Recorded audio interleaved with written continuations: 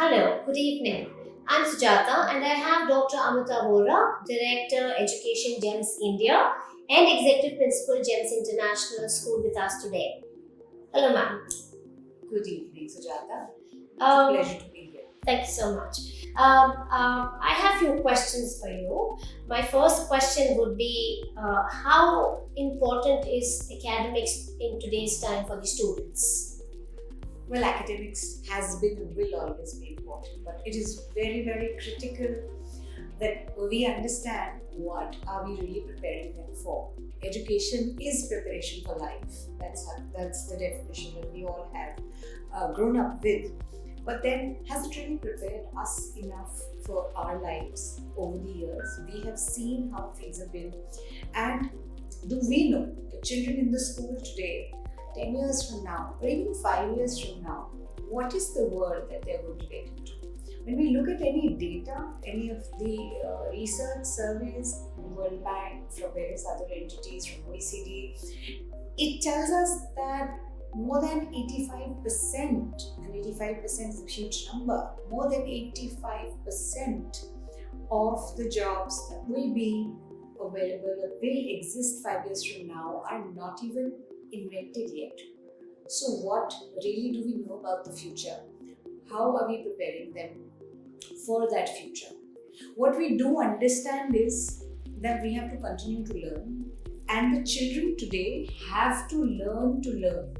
That is critical, and which is why in our schools we lay a whole lot of focus on metacognition, on unlearning, relearning, rethinking. I mean, Alvin Toffler's words are all over the place. The illiterate of the 21st century are not going to be those who can't read or write, but those who can't unlearn, relearn, and so on. So that is critical, and that is what our children need to be ready for.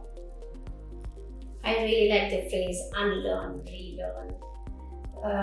All right, ma'am. My next question is what are the skills that are required for the 21st century students today?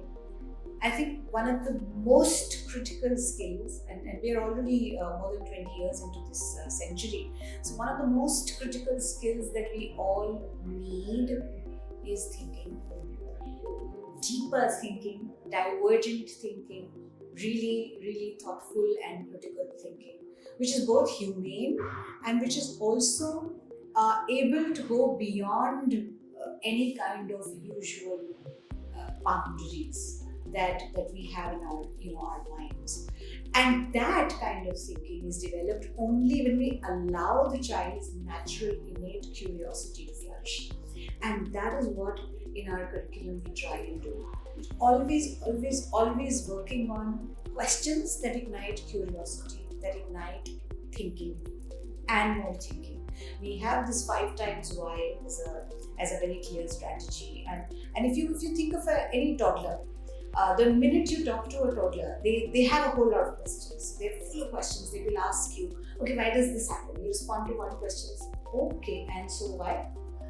And you respond to the next one. Then again, there is another why and another why, and so on. You go on, and the toddlers know that by the time it's like 5 times or so, you'll be done responding, and they usually limit to 5. So try it any time, and that is how it works. So that 5 times why is a very humanly developed strategy that we all probably knew as kids, but then we lose. What Ken Robinson anyway said that our school's killing creativity. I think that creative and critical bent of mind is so crucial, and that doesn't happen with any one side of the brain development. Ideally, it does happen the best when right brain, left brain interact well. That is what gives rise to any kind of innovation. Therefore, knowledge, we don't know what knowledge is. If I go back to Einstein's words, he said knowledge is experience, everything else is just information. So it is the experiences in a certain kind of learning environment that children get, whether it is a virtual environment, whether it is a physical environment, or a blend of the two.